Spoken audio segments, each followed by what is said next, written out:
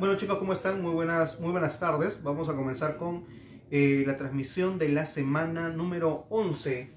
Semana 11. Bueno, no lo puse en pizarra. Estamos en la semana 11. Estoy viendo ahorita acá el temario. Estamos en la semana 11. El tema son 11 corregiones naturales y 8 regiones naturales. Creo que en el material de la CEPRE aparece como ecosistemas del Perú, me parece, o algo así me imagino salir. Pero es el mismo tema. El siguiente tema es áreas naturales protegidas. Vamos a ver qué tal nos va. De repente lo podemos hacer en la tarde. Plan de las 5 o 6 de la tarde, hacer áreas naturales protegidas primera parte, cosa que durante la semana hago la otra parte, porque recuerda que lo hacemos en dos. Y de ahí viene actividades económicas, demografía, que también es un tema importante, geografía política, viene geografía mundial, que es un tema un poco pesado. Pero vamos a concentrarnos el día de hoy en 11 corregiones. Así que chicos, ya las personas que por ahí puedan vernos durante la transmisión o de repente ya pues lo verán después, no hay ningún problema. Recuerden que todos los videos están guardados acá. Bienvenidos a toda la gente que se va uniendo a Wikigeo Perú. Disculpen por ahí por la demora, a veces uno se demora un poquito con subir los videos, pero nada chicos, dándole ahí lo mejor que se pueda, siempre.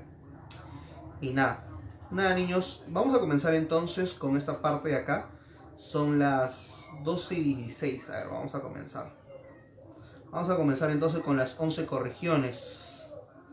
Saben chicos que si tienen problemas, tienen preguntas, tienen dudas, la pueden hacer en la transmisión o durante ahí mientras vamos viendo, cosa que así generamos una dinámica. Entonces hacemos 11 corregiones. Ya habíamos hecho 8 regiones. Recuerda que en las 8 regiones estuvimos hablando de los pisos altitudinales, Javier Pulgar Vidal, Chala, Yunga, Quechua, Suni, Puna, Janca, ¿cierto? En las 11 corregiones es algo parecido. ¿Por qué? Porque sí hay clasificaciones climáticas, pero la altitud, te acordarás de la Chala, Yunga, Quechua, o sea, no es lo que predomine. En las 11 corregiones no predomina el factor de la altitud. Entonces, profesor, ¿cuál es la diferencia entonces entre las regiones y las ecorregiones? Su nombre lo dice, eco. Significa que lo ecológico, lo natural, la flora, fauna y clima, y suelos también obviamente, es lo que predomina antes de las costumbres del hombre. En el caso de las regiones naturales, lo que predominaba eran las costumbres del hombre, el folclore, la cultura, las obras, la toponimia también, pero en las 11 corregiones no. Entonces, vamos a ponerle primero el nombre del autor. Recuerda que el autor en las 11 corregiones pues ya no es el maestro Javier Pulgar Vidal, que es geógrafo, sino es un ecólogo. Estamos hablando de otro personaje, ¿sí? El autor de las 11 corregiones es el maestro Antonio, así se llama, Antonio Brac. No vayas a pensar por el apellido que no es peruano, no, todo lo contrario, Antonio Brac es peruano, ¿sí? Antonio Brac como huevo en inglés, como él decía. Este señor es de Oxapampa. ¿Oxapampa dónde queda? Oxapampa queda en Pasco. Es considerada como la ciudad del ombligo del Perú, así le dicen, la ciudad del ombligo del Perú. También Oxapampa es la provincia de Pasco, es una provincia paseña y se encuentra en, bueno, Antonio Brac nace en Villarrica, uno de los distritos justamente de esta provincia, una zona cafetalera. Te doy un indicio, es de descendencia alemana, porque recuerda que por esta zona me encuentras a Posuso. Posuso es una colonia alemana. Si alguna vez tienes la oportunidad de estar por Posuso, por Oxapampa, Pasco, me vas a ver pues alemanes, ¿no? Imagínate ahí pues, no sé, una niña, una chica, ¿no? Una alemana, 1,80 m, condiciones europeas, pero bueno, te habla como charapa, ¿no? Entonces, son las condiciones que tienen ese tipo de personas en esta zona, ¿no? Que emigraron hacia el Perú en algún momento y se concentraron en ese ambiente, en esta zona, al menos con esas características, ¿ya? Entonces, Antonio Brac es peruano, propone las 11 corregiones naturales y por ahí vamos a comenzar primero con la palabra ecorregión. ¿Qué es eso? O sea, la palabra eco, como te decía hace un momento, en la ecorregión lo que predomina, primero le vamos a decir así, es un área, obviamente es un área, es un espacio, ¿sí? Es un área geográfica, importante esto, geográfica, que comparte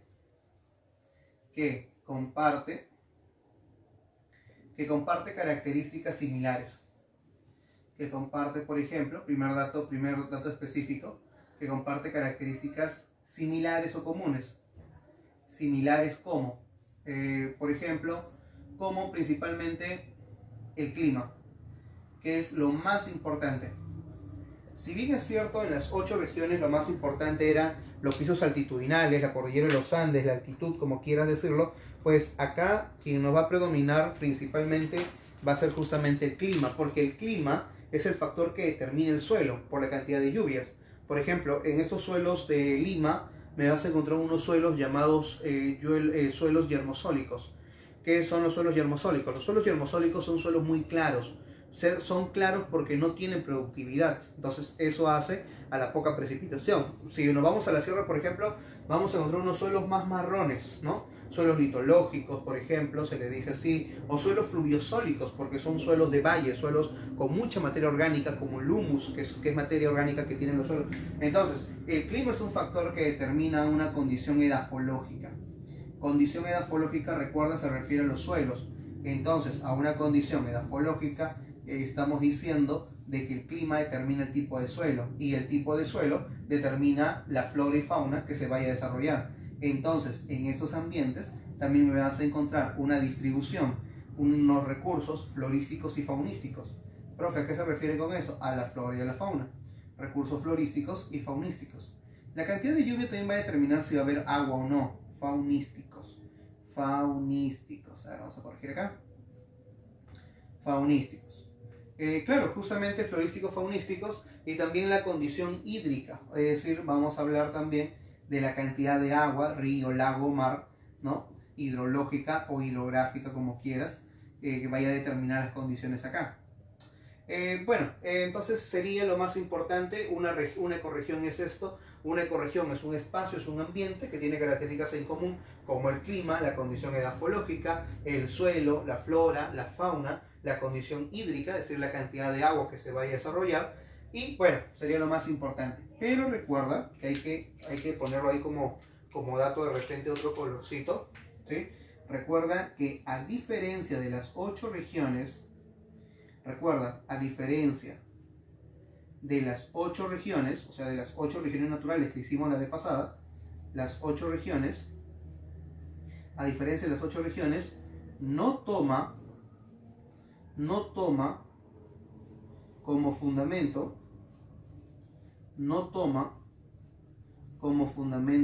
las condiciones antrópicas, es decir, las cosas del hombre. Acá no importa porque no estamos hablando de una división geográfica, sino por lo contrario edafológica, que diga ecológica, fundamento de las condiciones antrópicas. Antrópicas, sociales, también puede decirle así, sociales, culturales, por ejemplo, ¿no? Recuerda que San Marcos a veces pone sinónimos, entonces es importante conocer un poquito de sinónimos mientras se nos vaya mencionando acá. Entonces, chicos, hasta ahí. ¿Habrá algún problema con ustedes? De repente por ahí las personas que nos están viendo, y ya pues después ya las personas que no lo pueden ver en ese momento, pues saben que los videos quedan grabados acá, Wikigeo Perú, chicos, así que siempre compártanos. Recuerden que tenemos libros, tenemos 2 tomos, son nuevos, tomo 1, tomo 2, tomo 1, 2, el tema de las 11 ecorregiones está en el tomo 2 justamente, porque hablamos puros temas naturales ahí, más ecológicos. Te recomiendo ver nuestra fanpage, nuestro canal de YouTube también, donde estamos subiendo los videos de presentación de los materiales. Si gustas, por ahí recuerda que los materiales siempre se suben de manera... los materiales se dan en entrega física, ¿ya? Así que por ahí. Y la gente que está en provincia, acá también, que está en otra provincia, recuerda que también te hacemos los pedidos vía empresa. Entonces, tenemos acá nuestro mapita. Vamos a mover la cámara un poco. Tenemos nuestro mapita ahí bien bonito, ¿sí? A ver. Vamos a cuadrarlo bien ya para de una vez no estar moviéndolo cada rato. Ya creo que ahí queda. Tenemos nuestro mapita ahí. Y vamos a dividir las 11 ecorregiones. Como verás, ya hemos puesto los números. Pero a diferencia de las 8 regiones que solamente consideraba cosas continentales más no oceánicas, sí las consideraba pero no las distribuía. O sea, quiero decirte con esto de que cuando tú leas las 8 regiones, pues vas a notar que el maestro Javier Purgal sí dividía al mar como una región más, pero lo integraba dentro de la costa. Entonces sí tenía presente que había un ecosistema en el mar, pero no tenía una clasificación. Esa es la diferencia con el caso de las 8 regiones, por ejemplo, con el caso de las 11 ecorregiones. Es por eso que, por ejemplo, la primera ecorregión que hemos puesto acá, le hemos puesto 1. Vamos a ponerle ahí entonces los datitos. hemos puesto 1. Y esa primera ecorregión, como puedes notar, está en el mar, pero está en el mar del norte. Entonces, a esa primera ecorregión nosotros le llamamos el mar tropical.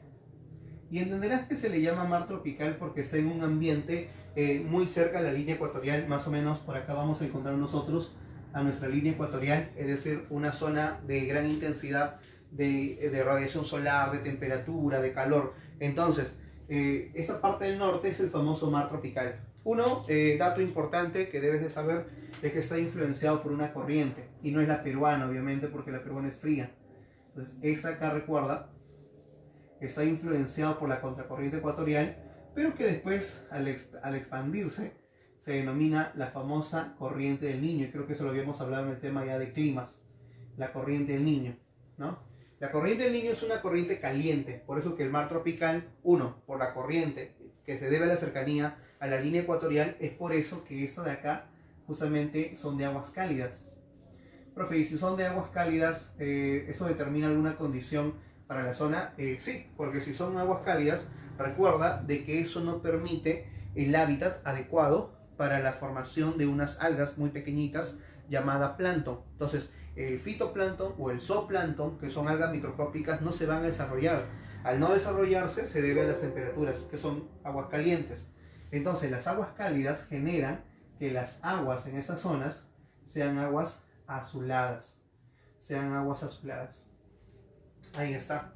Pero también algo importante, que en esta zona de acá del norte, recuerda, no hay el fenómeno de afloramiento. Si no sabes eso, te recomiendo revisar nuestro video de mar peruano. Creo que ya hicimos mar peruano en el grupo. No recuerdo si hemos hecho mar peruano, chicos. Ahí ven el temario. O si no, fíjate en nuestra fanpage, en nuestro canal de YouTube. Ahí está el fenómeno de afloramiento también. El fenómeno de afloramiento, recuerda que aquí en el norte no ocurre el afloramiento. Entonces, como no hay afloramiento, estas aguas tienen poco nutriente.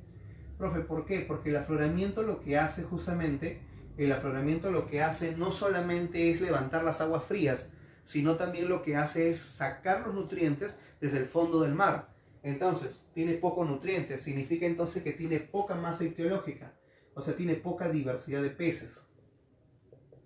O para que suene más bonito, de masa ictiológica, ¿no? Que justamente son los peces. Ictiológica. Ahí está. Otro también, estas aguas son menos saladas. ¿Por qué?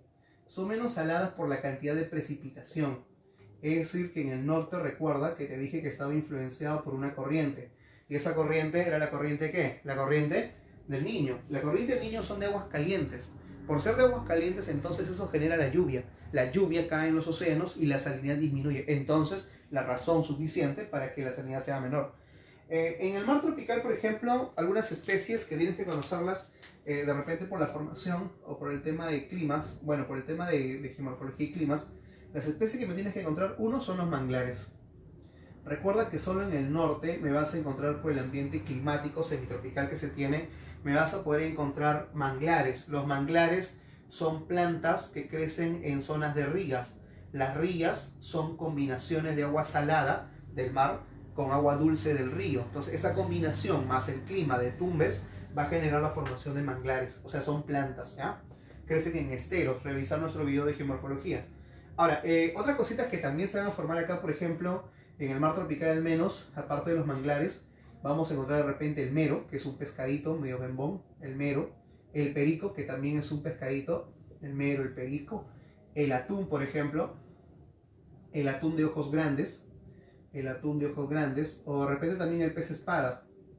El pez espada también es un tipo de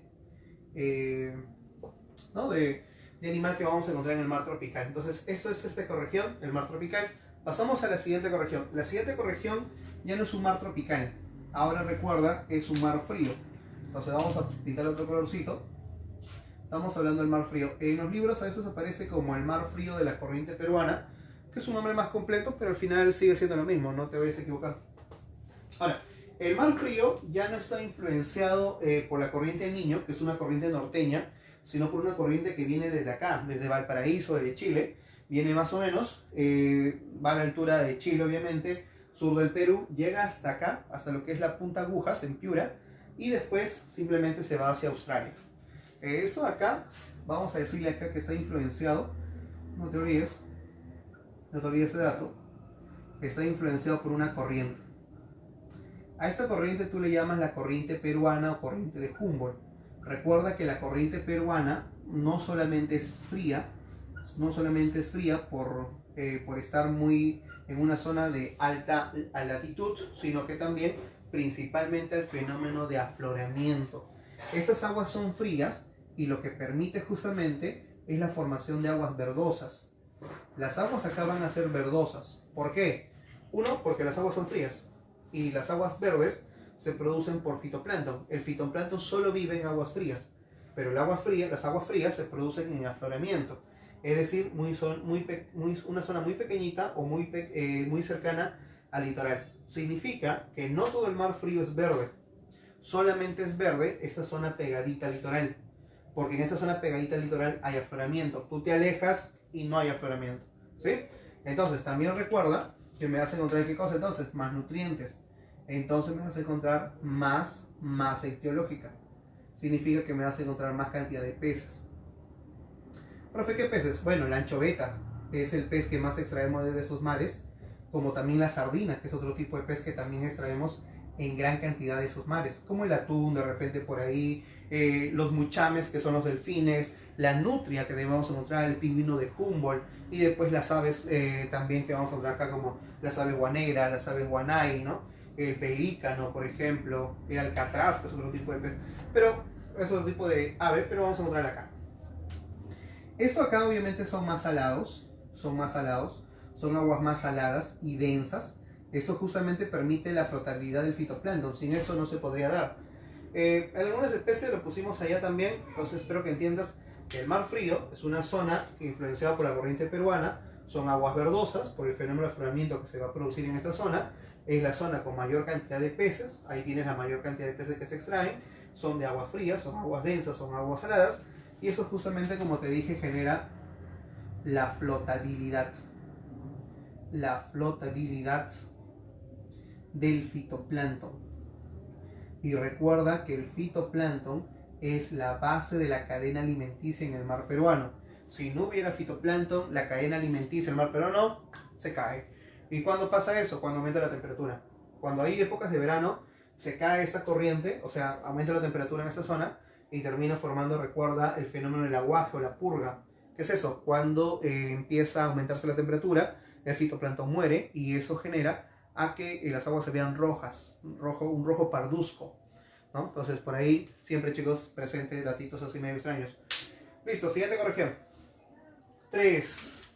A la corrección 3, nosotros nos encontramos en esta corrección, es un desierto, y por estar al lado del Océano Pacífico, le vas a decir qué cosa. Le vas a decir entonces el desierto del Pacífico. No, así es fácil. Entonces solamente le vas a poner así, bueno. Entonces le vamos a decir así, el desierto del Pacífico. Bueno, creo que no encontré color negro, pero a ver. Vamos a decir así, el desierto del Pacífico. Como ya puedes ver, el desierto del Pacífico es una ecorregión que se encuentra en el lado occidental de Perú. Más o menos estamos por acá, ¿te acuerdas que te dije en Piura? Una zona del Alto. El Alto en Piura hasta inclusive Valparaíso, hasta Chile, esto se extiende. Entonces, el desierto del Pacífico, primer dato, hay que saber que sus veranos son bochornosos. Acá sus veranos son bochornosos. Profe, ¿qué significa eso? Bueno, por ahí. Significa de que en estas zonas, recuerda que en el desierto del Pacífico que nosotros vivimos, siempre vamos a encontrar una gran cantidad de nubes. Entonces cuando el calor viene y rebota del suelo, el calor se va, pero como se topa con las nubes, es un verano bochornoso. Por ejemplo, ahorita la transmisión la estamos haciendo a las 12:15, más o menos 12:30, 12:34, 12:30 de la tarde, y notarás pues que el ambiente es húmedo, o sea, el ambiente es caluroso, el ambiente es nuboso, el ambiente es justamente, como decimos acá, bochornoso. ¿Por qué? Porque el calor no se escapa. Si el cielo estuviera despejado, el calor se escapa, el verano sería fresco. Si uno de ustedes, por ejemplo, nos ve de Tumbes, Piura, o ha ido a Tumbes, Piura, Lambayeque, verá que en el norte las características son diferentes. ¿Por qué? Porque justamente eso genera a que el ambiente sea más fresco, pero que no, acá es Los veranos son bochornosos y eso se debe justamente a la gran concentración de nubes y estratos que se producen en esa zona. Estas nubes y estratos no llueven, recuerda, solamente garúan, pero también generan un fenómeno, que es el fenómeno de la inversión térmica. El fenómeno de la inversión térmica es justamente cuando el calor debería estar hacia zonas altas, está en zonas bajas, por eso que se siente bochorno. Lo vimos en el tema de climas, así que te recomiendo ver nuestro video. Inversión térmica. Y recuerda también, y sus inviernos son húmedos, porque recuerda que la corriente peruana en la época de invierno se está volviendo tan intensa que va a empezar a formar mucha humedad. Entonces sus inviernos son húmedos y eso empieza a generar ¿qué cosa? Eso empieza a generar un ecosistema de plantitas en los cerros, los famosos ecosistemas de lomas.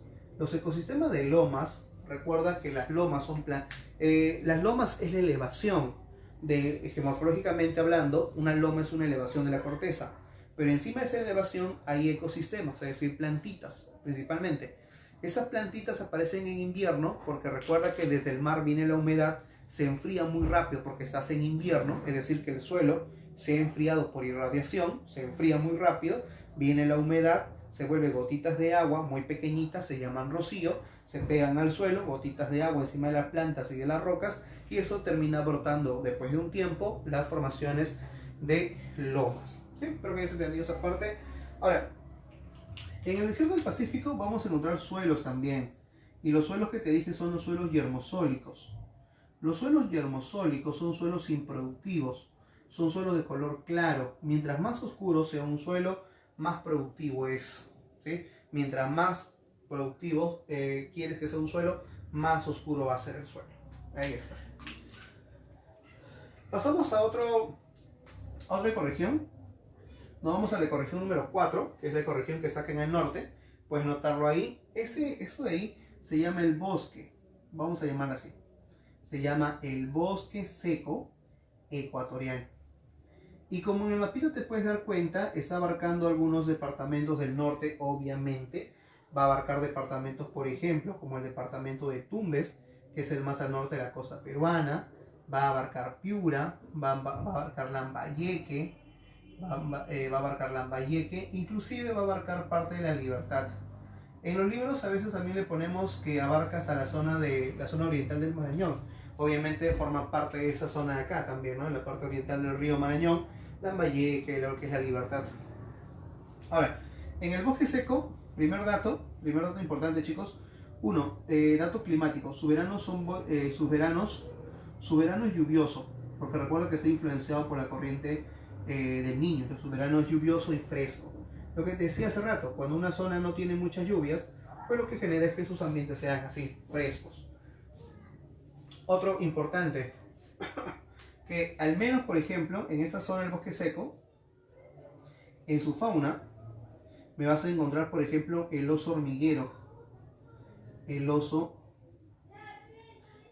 hormiguero. Me puedes encontrar, por ejemplo, el tapir. El tapir o el sajino, ¿no? El tapir o el sajino, el famoso otorongo, que es el jaguar.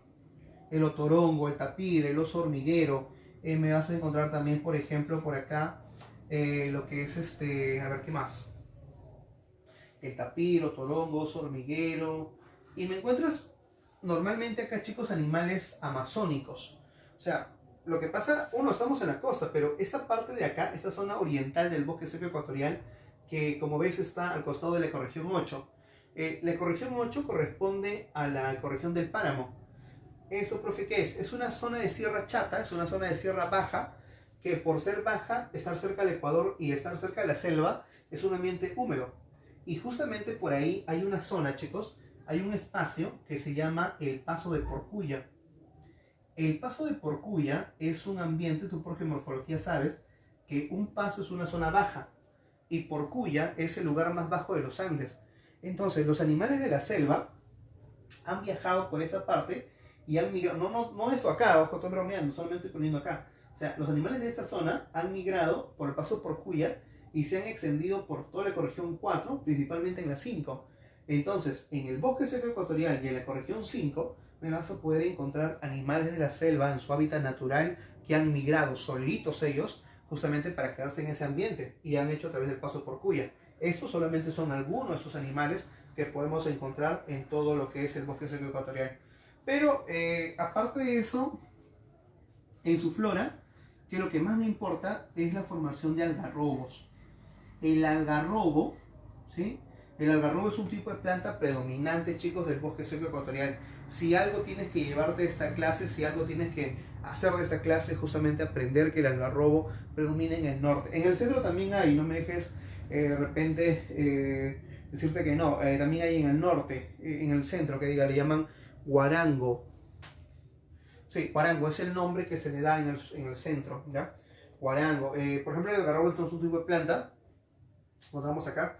Y también hay ecosistemas de aves que también vamos a encontrar, ¿ya? Esta es la ecorregión 4, estamos acá en la 4. Ahora, en la ecorregión 5, que ya pues a veces como que no hay un poco de espacio, pero vamos a darnos espacio por acá.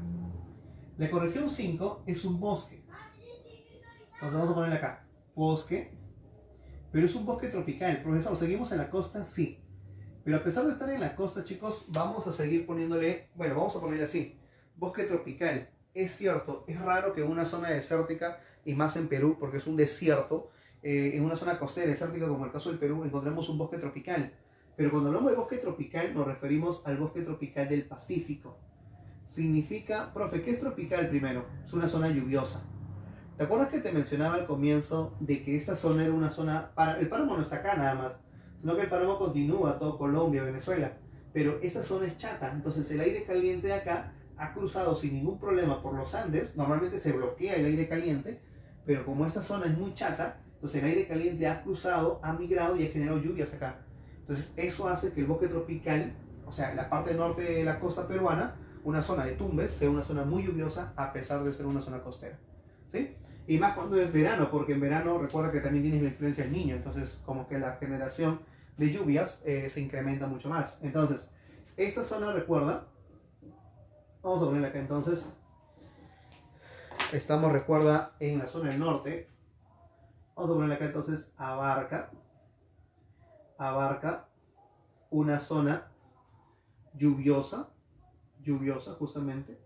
Abarca zona lluviosa del departamento, especialmente de Tumbes, en una zona llamada la famosa zona del caucho. Vamos a encontrar el tipo de plantas justamente, la zona del caucho. Vamos a encontrar también algunos animales amazónicos, igualito como te dije al comienzo, animales que emigraron por sí solos, animales amazónicos. Me vas a encontrar, por ejemplo, el mono machín. Me vas a encontrar el monocoto, por ejemplo, el monocoto, el mono machín.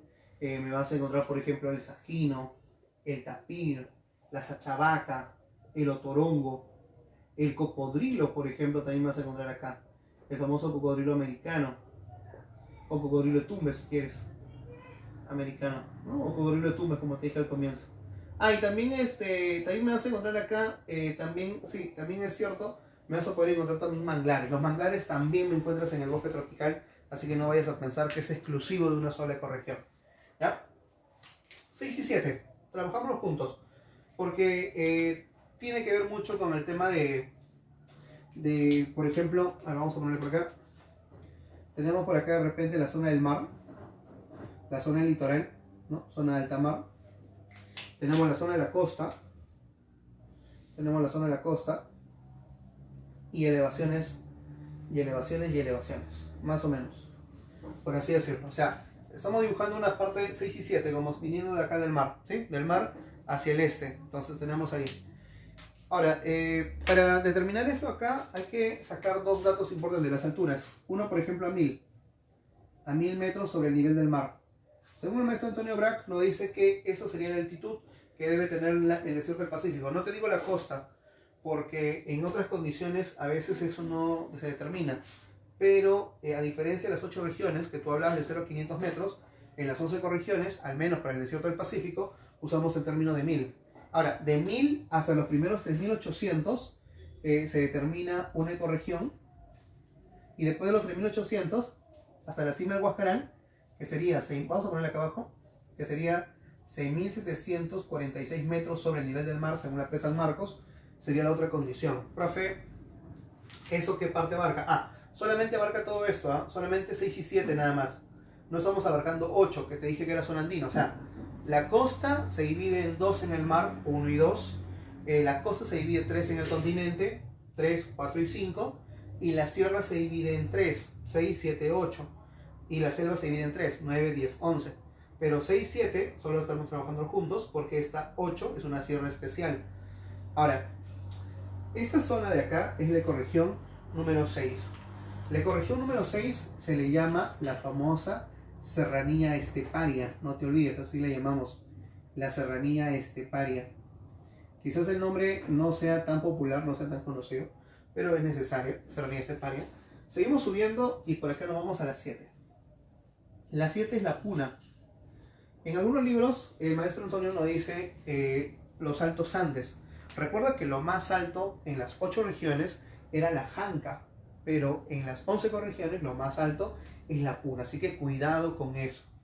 En la serranía esteparia vamos a encontrar, al menos que en esta parte baja, por ejemplo, esta parte baja vamos a encontrar formaciones, recuerda, en la costa de tus nubes estratos. Las nubes estratos, cuando llega la radiación solar, por ejemplo, llega la radiación solar, como está bloqueando las nubes estratos el ingreso de la radiación solar, va a generar que el calor vaya y rebote.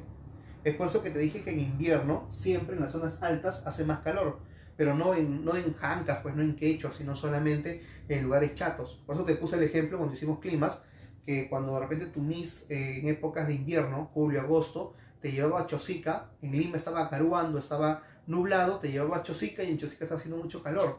¿Se debía a qué? A que las nubes estratos bloquean la radiación rebota, calienta esta parte baja de la sierra, mira toda la sierra, entonces estás en la parte baja, empieza a aumentar la temperatura y a eso ¿cómo se llama? Inversión térmica de nuevo. Solo que la inversión térmica de acá es del caso invierno y no del verano como te lo propuse acá.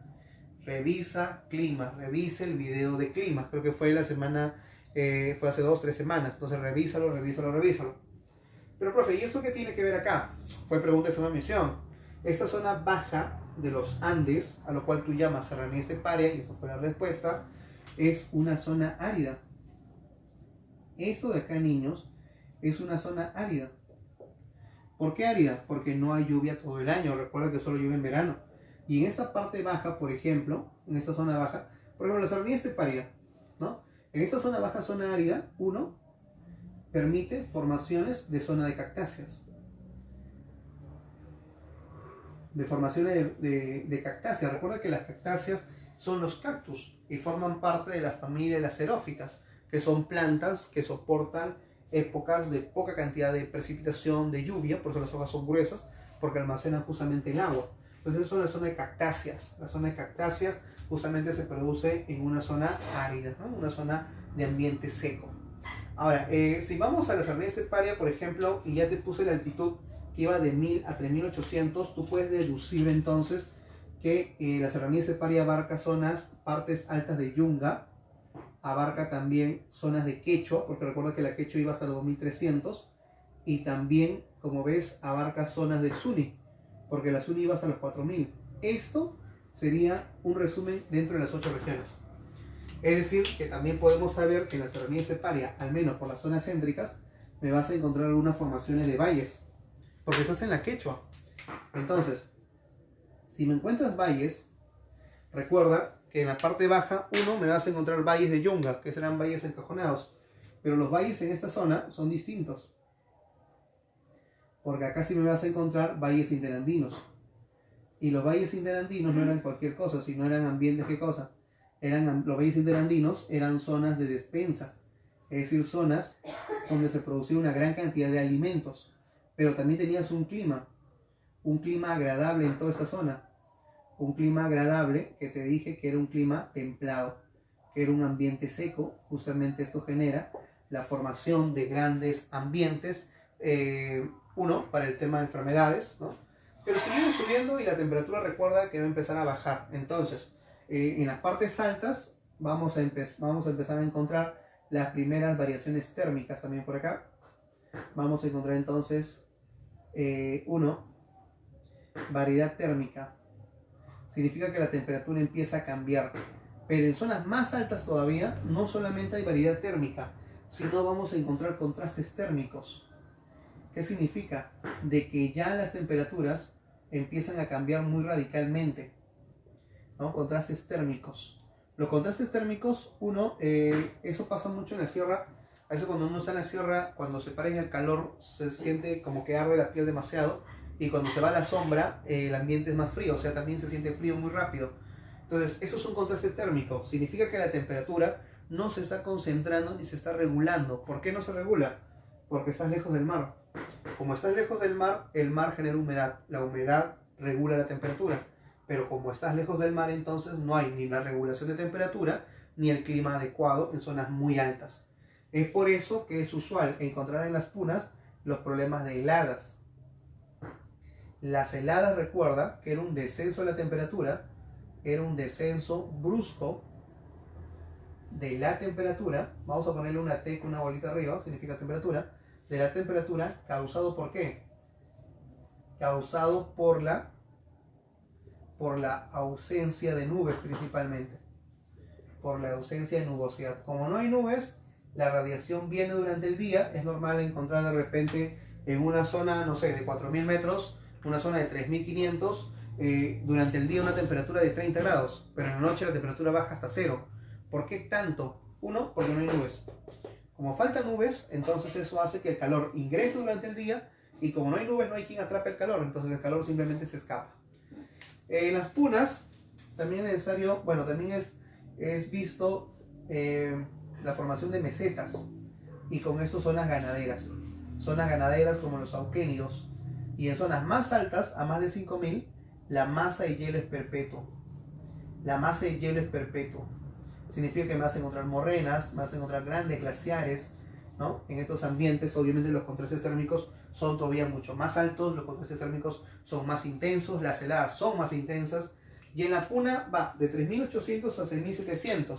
Si pasamos a las 8 regiones de nuevo, nos vamos a encontrar que colindamos con la parte alta de Suni, con todo Puna y con todo lo que es la Janca, es decir, con la zona más alta. Ahí está. Entonces, chicos, flora y fauna de cada una no te la voy a mencionar porque lo hicimos en las 8 regiones. En las 8 regiones te mencioné la flora y fauna de Yunga, de Quechua, de Suni, de Puna y de Janca. Tú la clasificas por allá, así que no creo que haya ningún problema con eso. Pasamos a la ecorregión número 8. En la ecorregión número 8 es esta zona de acá. Se llama el famoso páramo. De repente ya habías escuchado de ello, te lo dije hace rato. El páramo, primero quiero que aprendas que abarca cuencas. Cuenca significa zona de ríos. Abarca cuencas del río, para que no te olvides. Del río, por ejemplo, Chinchipe. Del río Chinchipe. Del río Quirós, por ejemplo. O del río también Huancabamba. Esos lugares, chicos, pertenecen a Piura. Pero dos departamentos, uno es Piura y el otro es Cajamarca. Esta Sierra del Norte es especial, inclusive hasta en su idioma. En el Runasimi, esta zona del norte es muy especial, hasta su quechua es distinto. En la zona del páramo es una zona altoandina húmeda.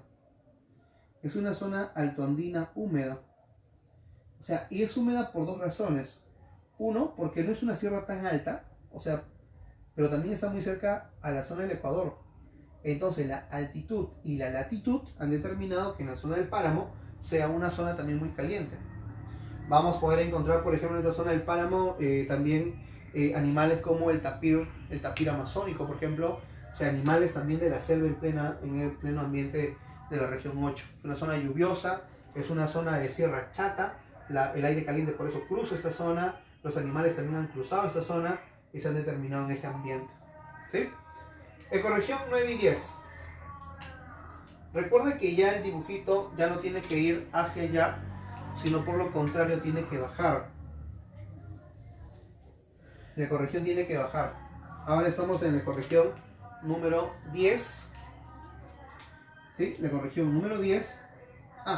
No, estamos en la ecorregión número 9 y la ecorregión número 10. Ahí está. Esta 9 sería esto acá.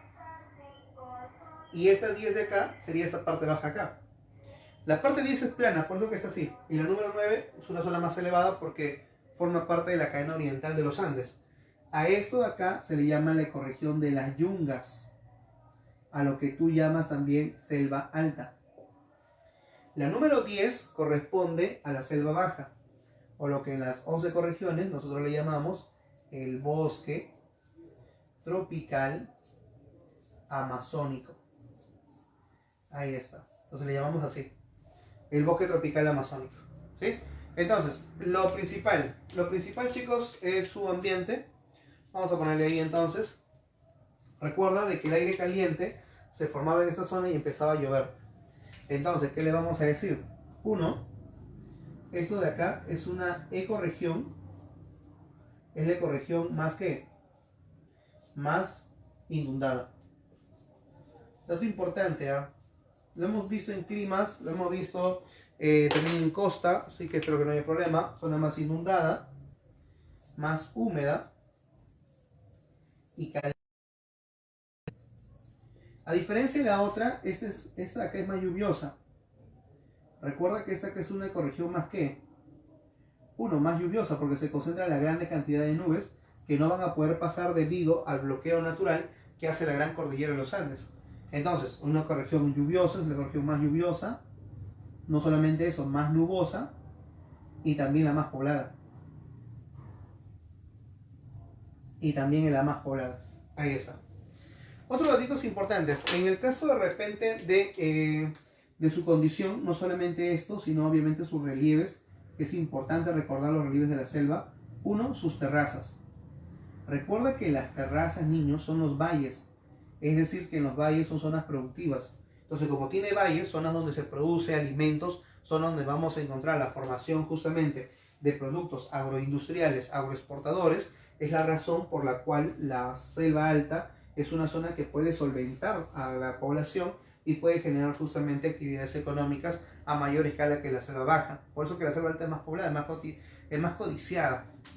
Encontramos pongos. Los pongos eran cataratas. Eran caídas de agua, disculpa, que eran cañones, no cataratas, porque hay diferencias. Las cataratas.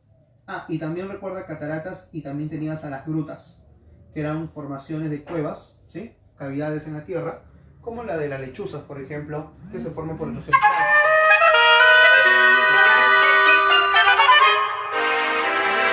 En la zona baja encontrábamos a los filos.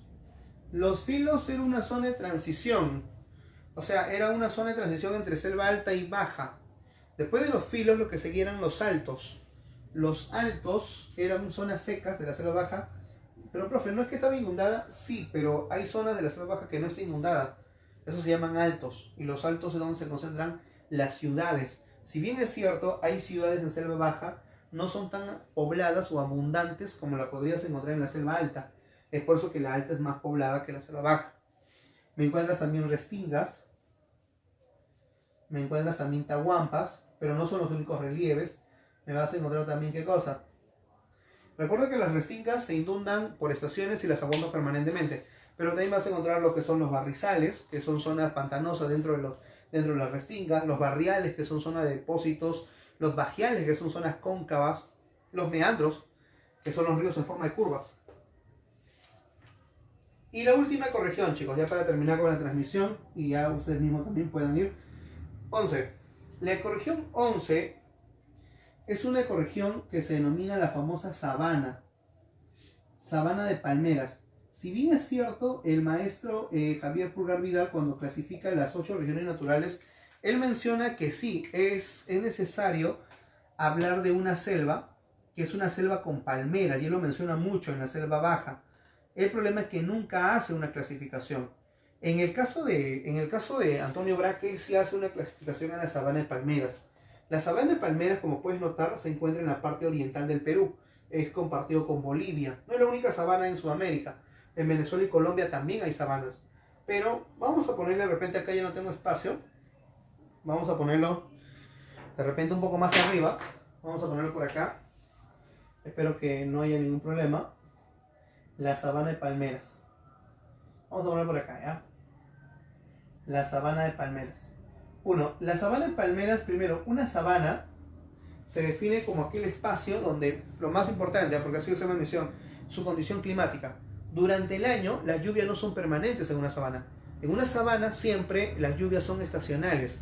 En verano, por el mayor calor y evaporación y humedad que se genera más lluvias. Entonces, la sabana de palmeras, principal condición climática, durante el año, no te olvides de esto, durante el año se alterna una época lluviosa, y otra seca. Lluviosa y otra seca.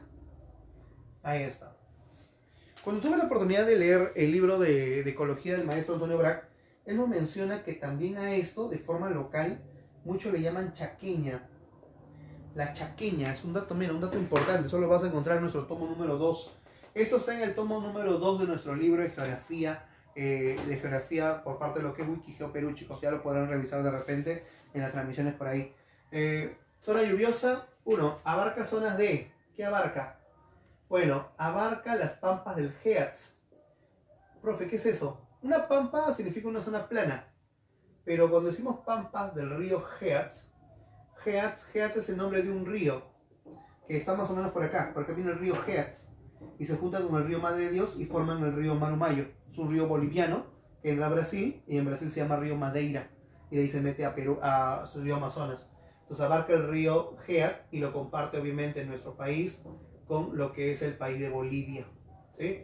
Las sabanas normalmente tienen suelos latosoles. ¿Los suelos latosoles qué son? Los suelos latosoles son unos suelos que no son rocosos, pero son duros. Profe, no entiendo. Es, por ejemplo, cuando a veces mamá está regando el suelo, como si algo va a crecer, se da cuenta después de tiempo que el suelo se ha vuelto una capa gruesa. O sea, es un suelo duro, pero no es un suelo rocoso. Esos suelos duros se cuartean y cuando generamos de repente semillas o plantas, las plantas no pueden crecer porque las plantas quieren ir más profundo, pero no pueden. ¿Por qué? Porque el suelo es duro. Entonces esas raíces permiten la formación de árboles chatos. Por eso en las sabanas, cuando tú ves una sabana, lo vimos en biomas, te dije que eran arbustos pequeños, chatos, que los pastizales o los pastos o las gramíneas que se formaban eran dispersas por ese tipo de suelo. Ahora, en el caso del Perú, las sabanas, por estar en una zona tropical, estar en una zona muy lluviosa, lo que ha hecho justamente es que los suelos no sean tan duros. O sea, son latosoles, como también hay en el bosque tropical, pero no son suelos tan duros como lo que debería ser. Es por eso que hay palmeras justamente. Algunas especies que vamos a encontrar acá, podemos encontrar por ejemplo lo que es el tucán gigante. Podemos encontrar por ejemplo el lobo de crin. Y también vamos a encontrar lo que es el ciervo de pantano. El ciervo de pantano también podemos encontrar en esta zona. Bueno chicos, esto ha sido las 11 ecorregiones. Espero que lo puedas ya disfrutar. Ya está completo la semana 11. Disculpen por la demora. Lo debimos haber hecho el día miércoles. Pero ahora viene el mes de enero 2020. Por ahí anunciarte un seminario que vamos a hacer en San Juan de Lurigancho dentro de un mes y más o menos a finales de enero estaremos haciendo, o la primera semana de febrero, estaremos haciendo un seminario en San Juan de Lurigancho para la gente, exclusivamente para San Marcos. Una sola vez se hace seminario antes del examen de admisión, entenderán por el tiempo que no cuento con mucha disponibilidad, pero se hace uno siempre, ya lo estaremos haciendo. Y también chicos, las transmisiones ahora la vamos a cambiar. Ya no lo vamos a hacer lunes y martes, ahora lo vamos a hacer, la semana que toca ahora es 12. En 2 horas o 3 horas, más o menos voy a estar haciendo una transmisión, la primera parte de áreas naturales protegidas. Y después voy a hacer la segunda parte de áreas naturales protegidas. Y el día viernes, a ver, déjame ver mi horario.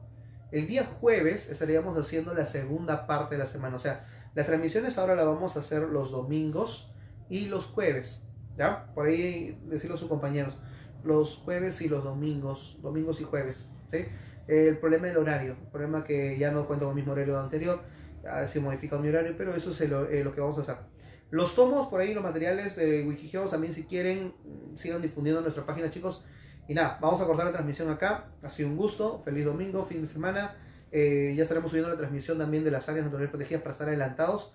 Y la foto de la pizarra, como siempre, a través del grupo de WhatsApp. Así que, chicos, nos quedamos acá, nos vemos acá.